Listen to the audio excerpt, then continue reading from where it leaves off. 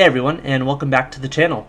In today's video, I will briefly be going over my experience with the first chapter of the newest piece of Endgame content in the game, the Wheel of Fate. At the end of the video as well, I will have a crystal opening, which will include a few 7-star crystals, a loyalty crystal, and a titan crystal, so stay tuned for those. If you're new here, make sure you subscribe for more Contest of Champions content, and leave a like as well if you enjoy the video. So yeah, my experience with this first chapter, I really enjoyed it. I have heard a lot of controversial takes about this quest. There are a lot of people that aren't happy about it, happy with the reward structure for how difficult or demanding the quest is. For me personally though, I quite enjoyed it. I didn't find it too restricting, but again, I am probably what most would consider an endgame player. I have a pretty big account and a lot of champions, so the restrictions that a lot of people might find difficult didn't really apply to me that much. I had at least some good champions for every fight that I could use to counter the defenders. Keeping this super brief, I'm going to hop on over to screenshots of each of my fights just to show what champion I used, how I ended the fight, as well as like if there were any fights that I had to use revives on. Alrighty, so I'm not fully sure why my Photos app doesn't have the same dimensions as the game when I'm playing, but so that's why it looks a little off here. But going through these briefly, so for the first fight with Gore, I used Deathless She-Hulk. This was a pretty easy fight. It was a solo. It worked really well because of all of the traumas that she placed, helped to reduce Gore's healing. Moving on, we have... before the Lady Deathstrike fight, I had the Dazzler fight, which I didn't find too difficult. It was pretty easy with America Chavez. That's who I used. She was able to help control the power gain from that fight, and it was never really in danger. I ended, I think, with close to, if not full health, and it was an easy fight. It was just a bit of a longer fight, about 10 minutes. Here on the Lady Deathstrike fight, I did have my first death of this quest using Nova. This is my first time actually ever even using Nova, but I really enjoyed using him. I have him up at rank 2, and so I plan on using him more. I know he can be a really good attacker in Battlegrounds as well as a niche defender, so I'm excited to use Nova a bit more.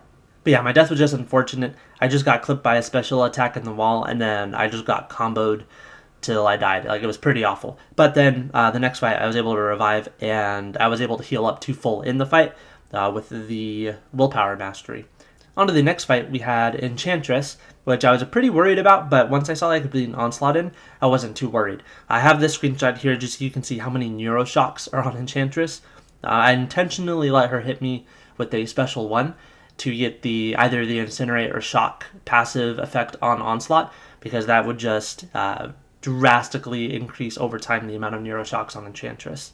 I did have one death though. I just wasn't really prepared, wasn't ready for the fight, but then I went back in with a revive and I was able to get Enchantress down, so that was just one more revive used. Next up we had Thor Ragnarok, which I died to as well. I just messed up towards the middle of the fight and pushed into the special 3, and then I forgot that he gets the effect where he'll place shock debuffs on you for 30 seconds, so I forgot about that and that's what killed me. But I went back in with a revive and we were able to get him down, so that fight only took one revive. I forgot to take a screenshot at the end of Arcade, but I used Dark Phoenix for Arcade, and that was a solo. She did really well for the fight. It was pretty easy. You just have to control his token so that he doesn't auto-block you because he does have parry active, but that was a pretty easy fight with Dark Phoenix. The leader was also a solo with Titania. She actually made the fight pretty easy. I wouldn't say she's the best option for this fight, but she was like the only good option I really had ranked up, and it was pretty easy to keep my health up at 100 with the nodes of the fight. The next fight was Bullseye, who I was able to use Mr. Sinister for. This was probably the easiest fight of the whole quest. I ended up 100%, never really in danger. It was pretty much just a standard Bullseye fight, nothing to worry about here. Next fight was again Team and Torch, which was a solo as well, but it was a very close one using Spider-Ham. I was actually at pretty good health for the majority of the fight, and then I want to say when I got Team and Torch down to like 5% left, I don't know what I did wrong. I must have just like slipped up, but I got one of his Nova Flame passives on me, so my health just started dropping. So I frantically pushed to get him knocked out, and I was able to with 1% health left. So that was a solo, pretty enjoyable too. On to Serpent.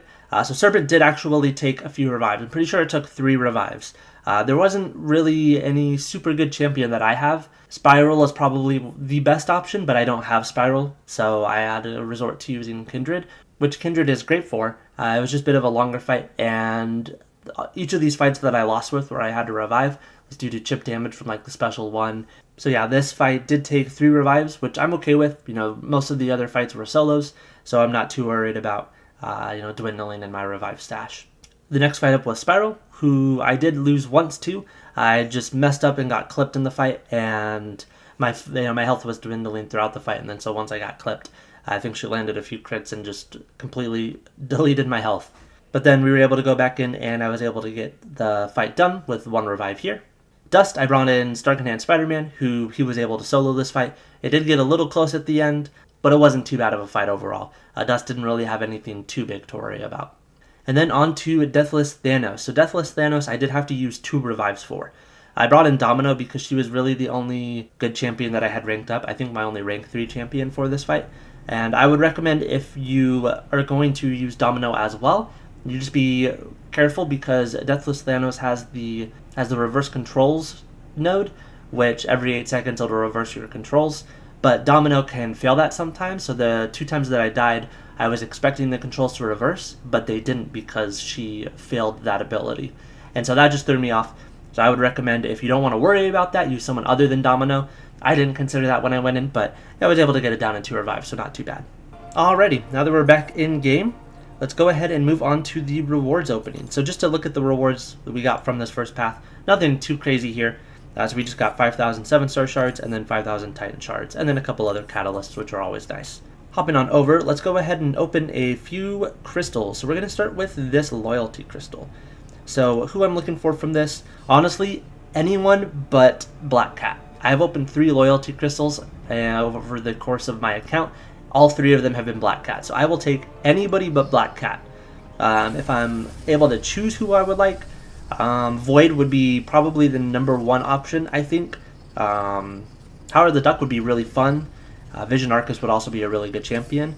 But let's see, just anyone other than Black Cat, please. Mordo, I'm happy with Mordo. I like using Mordo in Arena. He's actually pretty fun if you use just heavy attacks to build up his Furies, and then launch a special attack while you're charging up your heavy. He's a pretty fun champion, so I'm happy with that. It's at least not Black Cat, which is great, and it's a new champion.